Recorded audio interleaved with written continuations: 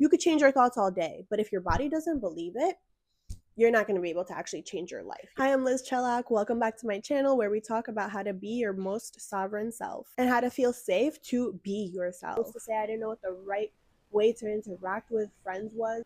And honestly, if there were things that I was going through, there was no way that I would be able to tell them these things. I always felt like if I do, then it's like they're not going to understand, they're not going to relate, or maybe I'm oversharing, or maybe I'm being annoying. I would see my friends always just sharing about their lives and sharing about things that were going on, and I never felt that they were oversharing or being annoying. I just thought like, oh my god, like they have things going on, they have a life going on, and they're sharing it with me, and like so I would always kind of be there to listen.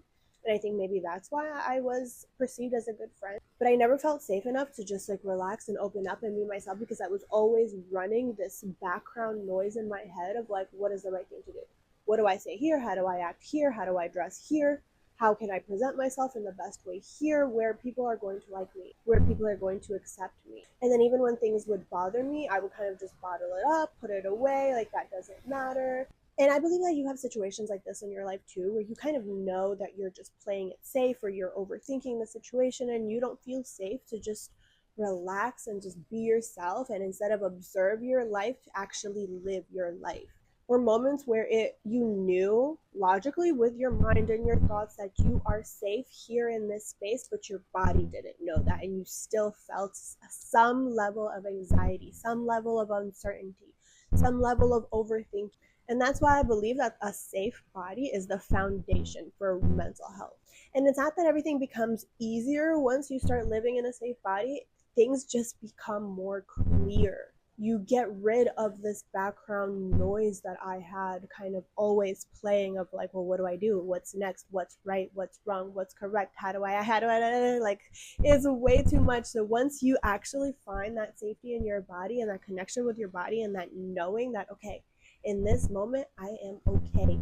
Even if these people don't respond to me the way that I want them to respond to me, even if they don't like me because of something, I'm still okay. My life is not in danger here. And let me tell you, even in my adult life, like literally a couple years ago, when I started my practice and it was time to do the public facing work and create a website and post my pictures and talk online like this to you, I still had that playing in the back of my mind of like, what are people gonna think?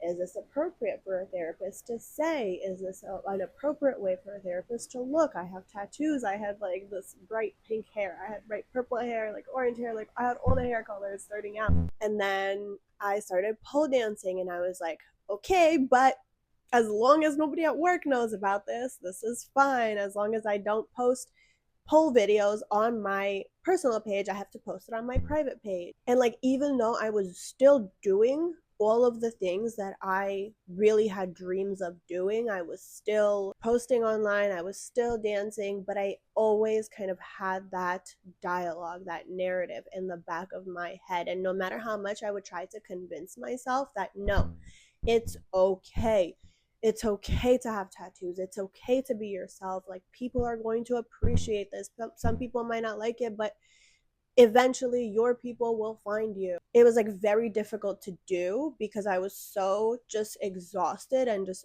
extremely overwhelmed for this reason, because I was doing things but always second guessing them. And it honestly, it like is so draining. It takes so much energy to always wonder like, oh my god, is this right? Is this okay? Is this correct? Should I have said something different? Should I have acted in a different way?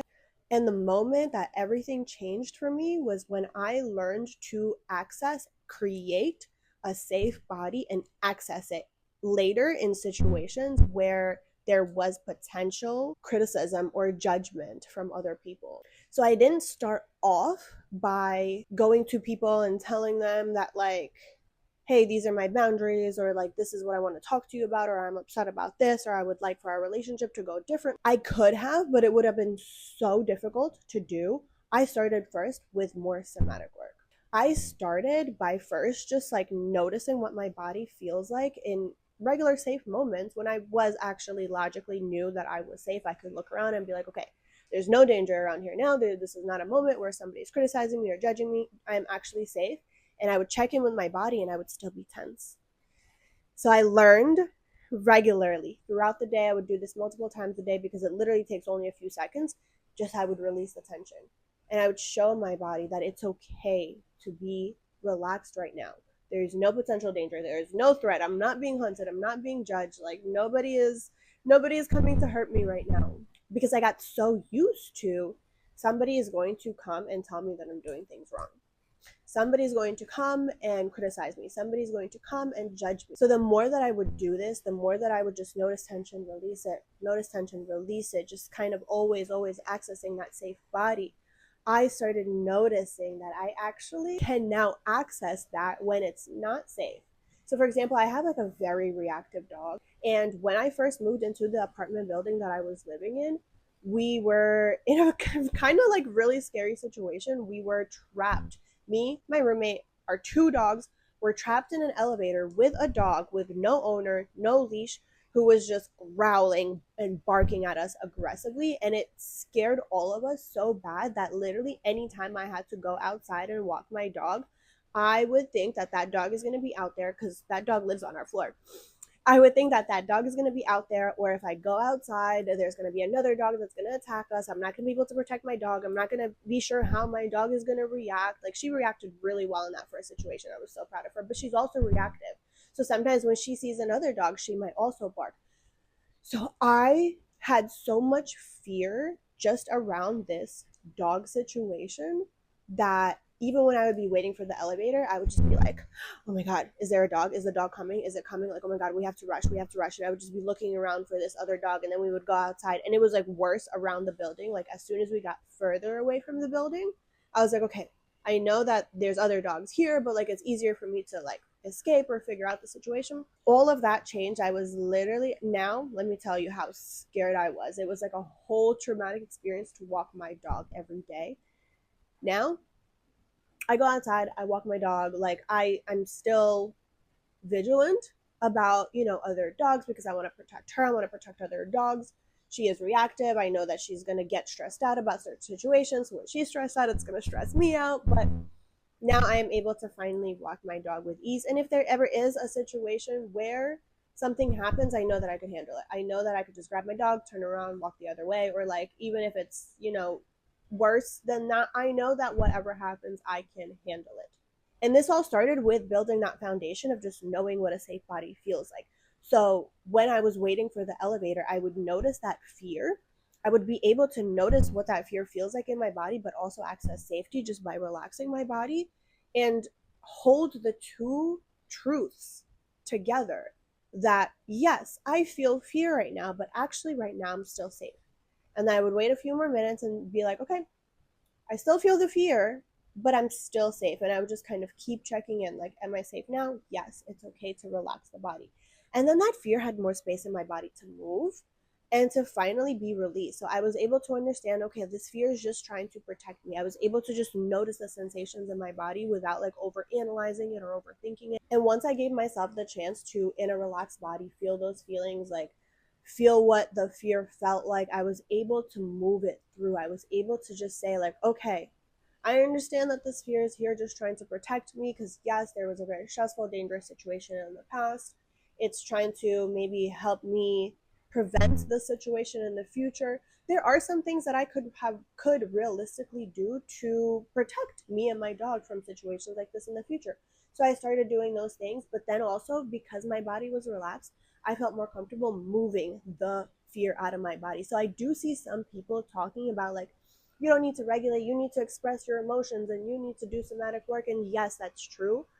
But especially when I was younger, like thinking about myself and how I was, if somebody told me to just do some crazy movement and move feelings out of my body and like release the feelings and experience it and feel it, whatever, my body was so stiff. I would not have been able to even know how to start doing that. I would have felt so silly. I would have felt so ridiculous. Like even though I was a dancer my whole life, like my movements were still so controlled that if you told me like, okay, do a somatic shake, shake these feelings out of your body, I would have felt so ridiculous doing that, and I would have literally just told you no, I'm not doing that. Absolutely, I've had therapists tell me like, okay, like do this crazy movement, do this crazy shake, or like stretch and just start screaming, and I was just like, I am not doing that. That is embarrassing as fuck. I am not doing that. So yes, I agree with people, saying that we need to move our feelings out of our body. 100% I agree. I have my clients do those things too. But you can't do that until you are able to access safety in the body. So if you want to start being more confident, if you want to start like saying the things that you want to say comfortably to people, if you want to start setting boundaries, if you want to start doing the things that you want to do, but you're just like waiting for permission from somebody, I don't think you have to change your thoughts. You also don't just have to start doing them right now when you're super uncomfortable doing them. Because once you feel safe enough to be yourself, all of that stuff is secondary and comes so much easier. And safety in the body isn't about doing some sort of breathing exercise or meditating or doing yoga. Yeah, of course, if you like those things, wonderful, do them. But we want to have quick, easy, simple ways that you could do regularly throughout the day that don't require anything outside of yourself, that don't require any additional work, because you don't need any extra work to do. It's instead about just finding a way to notice tension and release tension. And this is exactly why I created the Sovereign Body Method. This is why we start with creating safety first, so that everything else that you do later in therapy with this method is so much more comfortable for you. And you are actually safer doing it instead of going directly into your trauma or changing your thoughts, because you could change your thoughts all day. But if your body doesn't believe it, you're not going to be able to actually change your life. You're not going to be able to actually act on it without that struggle. If you like videos like this, subscribe to my channel. I post content like this every week.